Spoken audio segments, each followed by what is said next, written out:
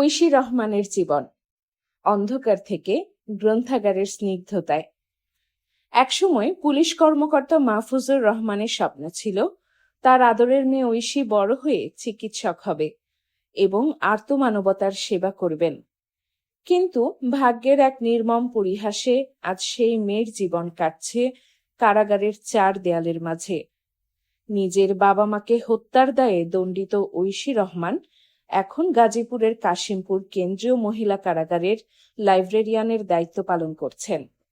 2013 সালের 16 আগস্ট ঢাকার চামেলিবাগে নিজ বাসায় খুন হন পুলিশ কর্মকর্তা মাহফুজুর রহমান ও তার স্ত্রী। এই ঘটনার পর ঐশী নিজেই পল্টন থানায় আত্মসমর্পণ করেন এবং বাবা মাকে খুনের কথা স্বীকার করেন। যদিও পরে তিনি সেই স্বীকারোক্তি প্রত্যাহারের আবেদন জানিয়েছিলেন। 2015 সালে নিম্ন আদালত তাকে মৃত্যুদণ্ড দিলেও 2017 সালে উচ্চ আদালত তার সাজা কমিয়ে যাবজ্জীবন কারাদণ্ড প্রদান করে। উচ্চ আদালতের রায়ে ঐশীর সাজা কমানোর পেছনে 5টি বিশেষ কারণ উল্লেখ করা হয়েছিল। এর মধ্যে ছিল ঐশীর তৎকালীন মানসিক বিচ্যুতি, পরিবারের সদস্যদের মানসিক অসুস্থতার ইতিহাস, ঘটনার সময় তার অল্প বয়স মাত্র 19 বছর এবং স্বেচ্ছায় আত্মসমর্পণ। এছাড়াও আদালত পর্যবেক্ষণে জানায় বাবা মা দুজনেই কর্মক্ষেত্রে অত্যন্ত ব্যস্ত থাকায় ঐশীকে পর্যাপ্ত সময় দিতে পারেননি, যা হয়তো তার বিপথগামী হওয়ার অন্যতম কারণ ছিল।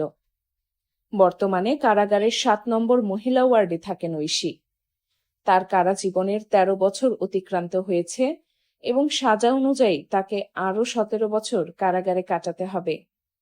মুক্তি পাওয়ার সময় তার বয়স হবে 49 বছর। কারাগারের দিনগুলোতে ঐশী এখন অনেকটা শান্ত ও স্বল্পভাষী। প্রতিদিন সকাল 10টা থেকে দুপুর 1টা এবং বিকেল 5টা থেকে রাত 8টা পর্যন্ত তিনি লাইব্রেরিতে দায়িত্ব পালন করেন।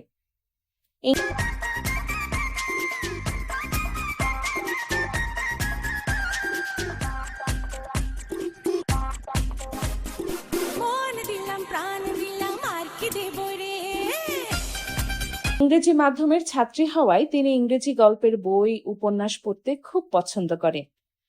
এছাড়া লাইব্রেরির বইয়ের হিসাব রাখা এবং অন্য বন্দীদের বই পড়তে সাহায্য করা এখন তার প্রাত্যহিক কাজ।